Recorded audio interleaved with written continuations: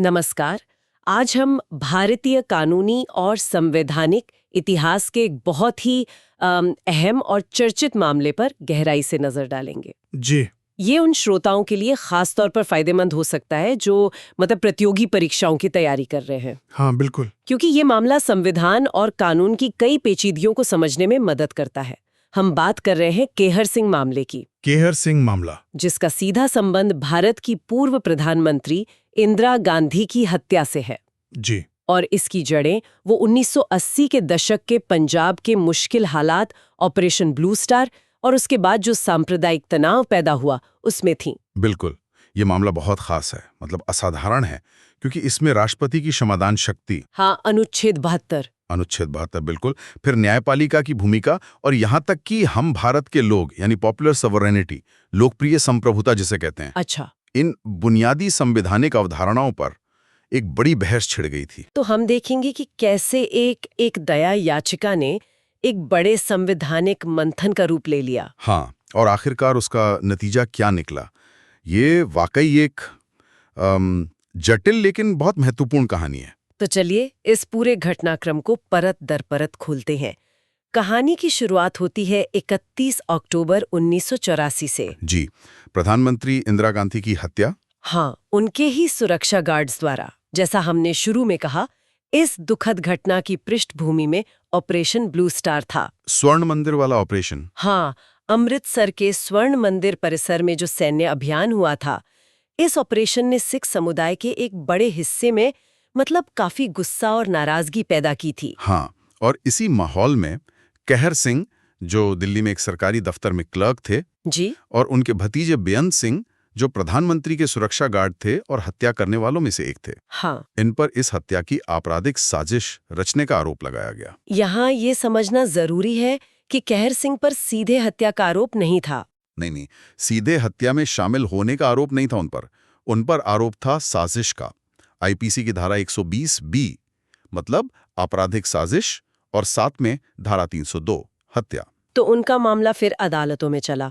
निचली अदालत, high court, supreme court. हाँ, हर जगह अपील खारिज होती गई। अगस्त-सितंबर 1988 में सुप्रीम कोर्ट ने भी उनकी मौत की सजा को बरकरार रखा। और कोर्ट ने इसे दुर्लभ से दुर्लभतम यानी रेयरेस्ट ऑफ द रेयर माना। हाँ, रेयरेस्ट ओवर रेयर। और इसके पीछे कोर्ट का तर्क सिर्फ ये नहीं था कि ये एक हत्या है। अच्छा, कोर्ट ने अपने फैसले में इस बात पर जोर दिया कि ये सिर्फ एक व्यक्ति की हत्या नहीं है, ये देश की चुनी हुई प्रधानमंत्री की हत्या है, एक लोकप्रिय नेता की। कोर्ट ने माना कि इसका मकसद देश की लोकतांत्रिक व्यवस्था को अस्थिर करना था। तो ये जो राजनीतिक पहलू था ना, हाँ, कि पीड़ित कौन है, हत्या का मकसद क्या है, ये चीज मामले को असाधारण बनाती थी और सजा की गंभीरता तय करने में एक बहुत बड़ा फैक्टर बनी। तो जब अदालत के सारे दरवाजे बंद हो गए, तब फिर वो दया याचिका वाला रास्ता आता है। हाँ, बिल्कुल।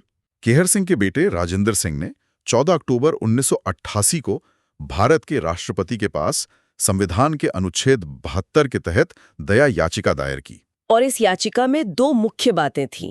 एक तो जाहिर है दया की अपील, सजा माफ करने की। हाँ, और दूसरी ये दावा कि केहर सिंह निर्दोष है। उन्होंने सीधे सीधे अदालती फैसले पर ही सवाल उठा दिया। बिल्कुल, कि भाई हमारा आदमी तो बेकसूर है। और उनके वकील ने राष्ट्रपति से मिलने का समय भी मांगा, मौखिक सुनवाई का अवसर, कि हम अपनी बात रख सके। जी। और यहीं से असली संवैधानिक बहस शुरू हुई। कैसे? हुआ ये कि शुरुआत में राष्ट्रपति ने इस याचिका को ये कहते हुए खारिज कर दिया कि वे देश की सर्वोच्च अदालत द्वारा अंतिम रूप से तय किए गए मामले के गुण दोष मेरिट्स में दोबारा नहीं जा सकते। अच्छा। और ये टिप्पणी अगर कानूनी नजरिए से देखें तो अनुच्छेद 72 की समझ के लिहाज से काफी प्रॉब्लमैटिक थी। ऐसा क्यों? क्या राष्ट्रपति सुप्रीम कोर्ट के फैसले से बंधे हुए हैं इस मामले में? यही तो अहम सवाल था जिस पर बाद में सुप्रीम कोर्ट ने विस्तार से बताया। देखिए, अनुच्छेद 72 कोई ऊपरी अदालत नहीं है, ये अपील करने की जगह नहीं है। ठीक है, ये एक पूरी तरह से अलग स्वतंत्र संवैधानिक शक्ति है। संविधान में इसे इसलिए रखा गया क्योंकि ये माना जाता है कि भाई सबसे अच्छी न्यायिक प्रक्रिया में भी इंसान से गलती हो सकती है। एक सेफ्टी नेट की तरह हाँ, का। बिल्कुल, एक तरह का संवैधानिक सेफ्टी वॉल्व। राष्ट्रपति का काम सिर्फ सुप्रीम कोर्ट के फैसले पर मोहर लगाना नहीं है। उनका कर्तव्य है कि वो स्वतंत्र रूप से अपना दिमाग लगाएं, मामले के तथ्यों को देखें, सबूतों को देखें और फिर फैसला करें। तो उनका दायरा न्याय से भी आगे जाता है। हाँ, ये शक्ति न्याय से परे जाकर करुणा के आधार पर या राज्य के कारणों के आधार पर, मतलब व्यापक लोकहित या देश की भलाई को देखते हुए सजा कम करने या माफ करने के लिए है। अच्छा, तो राष्ट्रपति के इस शुरुआती इनकार ने ही मामले को कानूनी चुनौती का आधार दे दिया। बिल्कुल सही। वरिष्ठ वकील के श्री शांति भूषण, उन्होंने इस मुद्दे को उठाया। हाँ, जाना माना नाम जी, है। और इसे एक बड़ी संवैधानिक चुनौती के तौर पर सुप्रीम कोर्ट के सामने रखा। उनकी दलील का एक मुख्य आधार था लोकप्रिय संप्रभुता का सिद्धांत।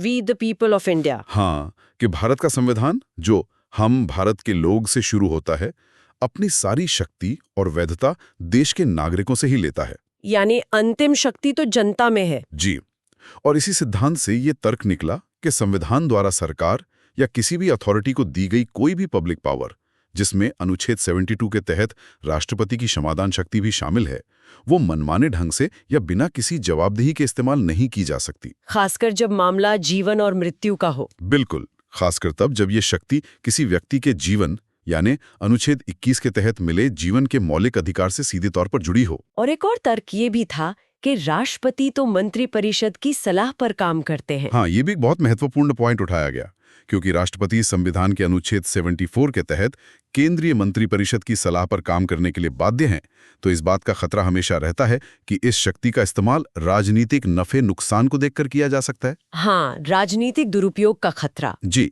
और इसी वजह से ये मांग उठी कि भाई इस शक्ति के इस्तेमाल के लिए कुछ नियम या दिशा निर्देश बनाए जाने चाहिए। गाइडलाइंस। हाँ, स्पष्ट गाइडलाइंस, ताकि ये पक्का हो सके कि फैसला लेते समय धर्म, जाति, राजनीतिक झुकाव जैसे गैर जरूरी फैक्टर हावी ना हो। और वो मौखिक सुनवाई वाली बात। हाँ, उसके लिए भी दावा किया गया। कहा गया कि ये प्रक्रियात्मक निष्पक्षता मतलब प्रोसीजरल फेयरनेस का हिस्सा है कि याचिकाकर्ता को कम से कम अपनी बात रखने का एक मौका तो दिया जाए। तो इस याचिका ने सुप्रीम कोर्ट के सामने कई बड़े संवैधानिक सवाल खड़े कर दिए। हाँ, सुप्रीम कोर्ट को मुख्य रूप से 4 बड़े सवालों पर विचार करना पड़ा। क्या थे वो? पहला, क्या राष्ट्रपति सुप्रीम कोर्ट द्वारा तय किए जा चुके मामले के सबूतों और तथ्यों की फिर से जांच कर सकते हैं, मतलब क्या वो मेरिट्स में जा सकते हैं? ठीक है। दूसरा, क्या अनुच्छेद 72 के तहत राष्ट्रपति की ये शक्ति न्यायिक समीक्षा यानी जुडिशियल रिव्यू के दायरे में आती है, या ये पूरी तरह से कार्यपालिका का विशेषाधिकार है जिस पर अदालत सवाल नहीं उठा सकती? तीसरा, क्या संविधान के अनुच्छेद 21 के तहत जो जीवन और प्रक्रियात्मक न्याय का अधिकार है वो इतना व्यापक है कि उसमें राष्ट्रपति के सामने मौखिक सुनवाई का अधिकार भी शामिल माना जाए? ओके। और चौथा, क्या सुप्रीम कोर्ट को इस शक्ति के सही इस्तेमाल को सुनिश्चित करने के लिए कोई बाध्यकारी दिशानिर्देश बनाने की जरूरत है? ये तो वाकई बड़े सवाल थे। इनका असर तो बहुत दूर तक जाना था। तो सुप्रीम कोर्ट का जो फैसला आया खैर सिंह बनाम भारत संघ 1989, उसे ऐतिहासिक माना जाता है। कोर्ट ने क्या कहा इन सवालों पर? देखिए, सबसे पहले और सबसे महत्वपूर्ण बात, कोर्ट ने राष्ट्रपति के उस शुरुआती स्टैंड को पूरी तरह से खारिज कर दिया कि वो सुप्रीम कोर्ट द्वारा तय मामले के मेरिट्स में नहीं जा सकते। अच्छा। कोर्ट ने साफ कहा कि अनुच्छेद 72 के तहत राष्ट्रपति को मिली शक्ति एक संवैधानिक शक्ति है। ये जुडिशियल पावर से अलग है, स्वतंत्र है। ये मानवीय फैसले में होने वाली संभावित गलतियों के खिलाफ एक जरूरी संवैधानिक सुरक्षा कवच है, और ये सुरक्षा सुप्रीम कोर्ट के फैसले के बाद भी उपलब्ध है। कोई क्या राष्ट्रपति सबूतों की दोबारा जांच कर सकते हैं? इस पर क्या कहा कोर्ट ने? हाँ, ये भी एक बहुत अहम बिंदु था। कोर्ट ने कहा कि राष्ट्रपति को इस शक्ति का इस्तेमाल करते समय अपना स्वतंत्र विवेक लगाना होगा, इंडिपेंडेंट एप्लीकेशन ऑफ माइंड। ठीक है। और ऐसा करते हुए वो रिकॉर्ड पर मौजूद सबूतों और सामग्री की जांच करने से बंधे हुए नहीं हैं, भले ही सुप्रीम कोर्ट उन्हीं सबूतों के आधार पर अपना अंतिम फैसला दे चुका हो। लेकिन क्या वो कोर्ट का फैसला बदल सकते हैं? नहीं, यहाँ कोर्ट ने ये भी स्पष्ट किया, राष्ट्रपति का काम अदालत के फैसले को बदलना या रद्द करना नहीं है। वो जुडिशियल रिकॉर्ड को मॉडिफाई नहीं करते।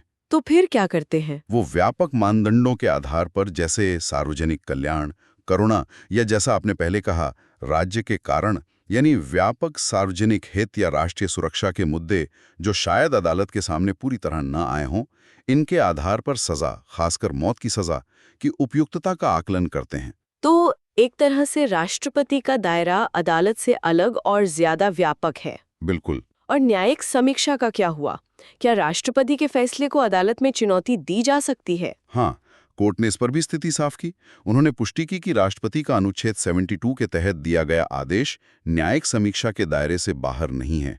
ये पहले मारूराम केस में भी कहा गया था। लेकिन इसमें कोई लेकिन है? हाँ, एक बड़ा लेकिन है। समीक्षा का दायरा बहुत सीमित होगा, लिमिटेड स्कोप। मतलब अदालत फैसले के मेरिट्स पर फिर से विचार नहीं करेगी कि फैसला सही था या गलत। समीक्षा सिर्फ प्रक्रियात्मक या संवैधानिक आधार पर ही हो सकती है। जैसे कि मसलन क्या फैसला मनमाने ढंग से लिया गया? क्या वो तरकीन था, इर्रेशनल? क्या वो दुर्भावनापूर्ण था, मेलाफाइड? या क्या फैसला लेते समय किसी अप्रासंगिक कारक को ध्यान में रखा गया या किसी प्रासंगिक कारक को नजरअंदाज किया गया? अच्छा, मतलब अदालत ये देखेगी कि फैसला लेने की प्रक्रिया ठीक थी या नहीं, न कि ये कि फैसला क्या होना चाहिए था। ये एक तरह का चेक एंड बैलेंस हुआ। बिल्कुल, ये न्यायपालिका द्वारा कार्यपालिका की शक्ति पर एक संवैधानिक नियंत्रण है। और वो मौखिक सुनवाई और दिशा निर्देशों की मांग का क्या हुआ? हाँ, उस पर कोर्ट ने याचिकाकर्ता के लिए मौखिक सुनवाई के अनिवार्य अधिकार की मांग को खारिज कर दिया। अच्छा, तो वो अधिकार नहीं मिला? नहीं, कोर्ट ने कहा कि ये राष्ट्रपति के विवेक पर निर्भर करता है कि वो किसी मामले में मौखिक सुनवाई का अवसर देना चाहते हैं या नहीं।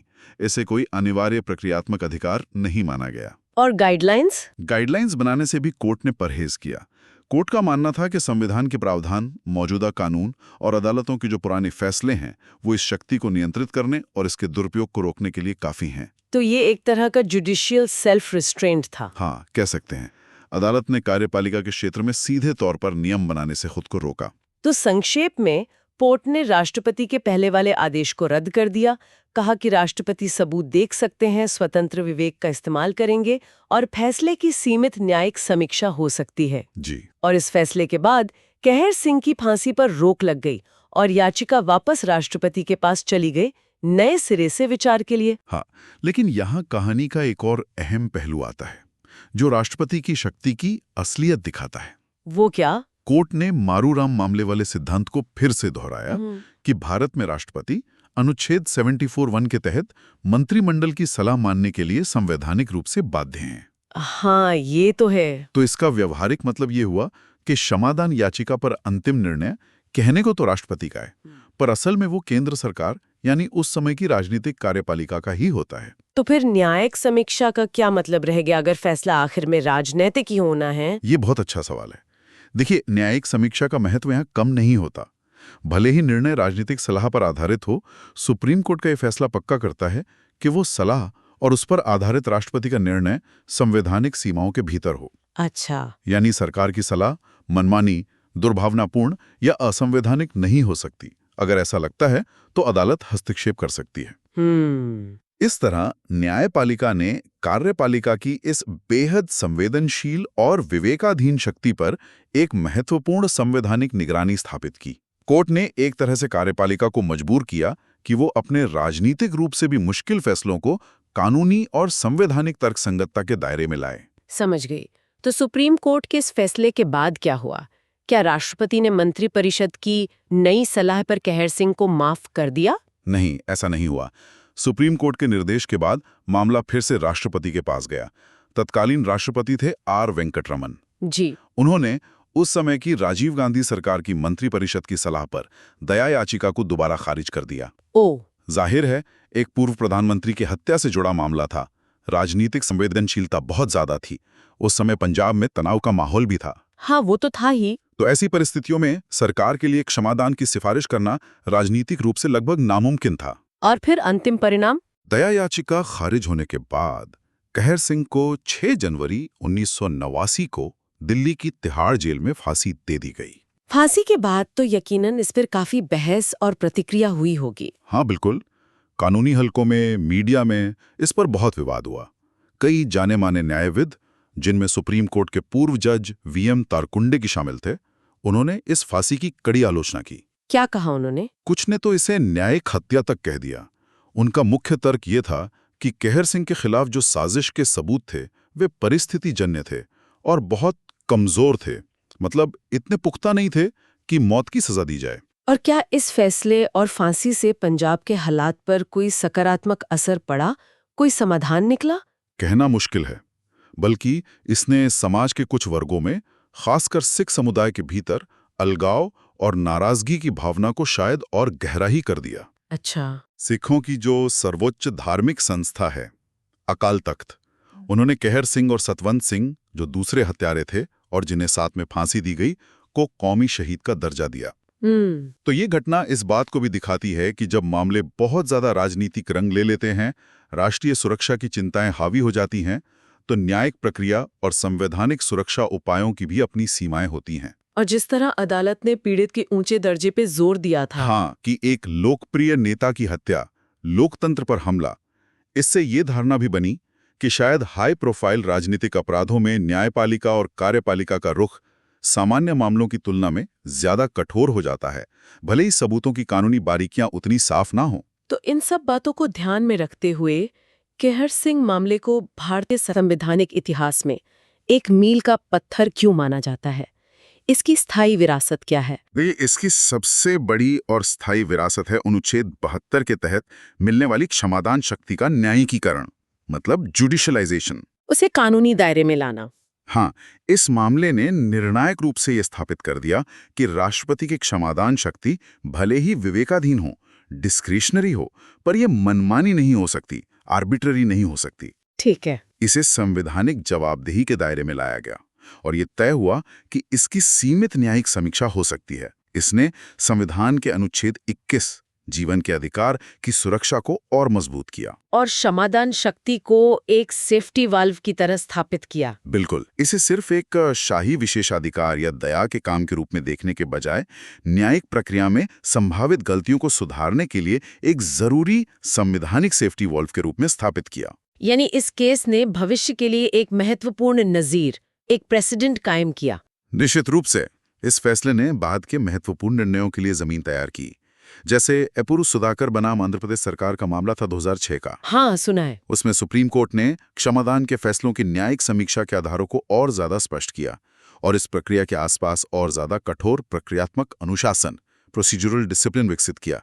जैसे ये कहा गया कि अगर फैसला पूरी तरह से बाहरी या अप्रासंगिक बातों पर आधारित है तो उसे रद्द किया जा सकता है। तो हमने देखा कि कैसे एक राष्ट्रीय त्रासदी और उससे जुड़े एक आपराधिक मामले ने राष्ट्रपति की क्षमादान शक्ति की पूरी संवैधानिक समझ को ही बदल दिया। हाँ। इसने कार्यपालिका की शक्ति पर न्यायपालिका की निगरानी का एक महत्वपूर्ण सिद्धांत स्थापित किया और अनुच्छेद 72 को सिर्फ एक विशेषाधिकार नहीं बल्कि एक संवैधानिक कर्तव्य बना दिया, जिसके पालन में विवेक और तर्क संगतता जरूरी है। बिल्कुल, और जैसा आपने शुरू में कहा था, इस मामले में गहरा विरोधाभास भी है। हाँ। एक तरफ इस केस ने कानून की व्याख्या करते हुए एक ऐतिहासिक संवैधानिक सिद्धांत दिया, क्षमादान की शक्ति को ज्यादा पारदर्शी और जवाबदेह बनाया, लेकिन दूसरी तरफ ये सब उस व्यक्ति की जान नहीं बचा सका जिसके मामले ने ये पूरी बहस खड़ी की थी। सही।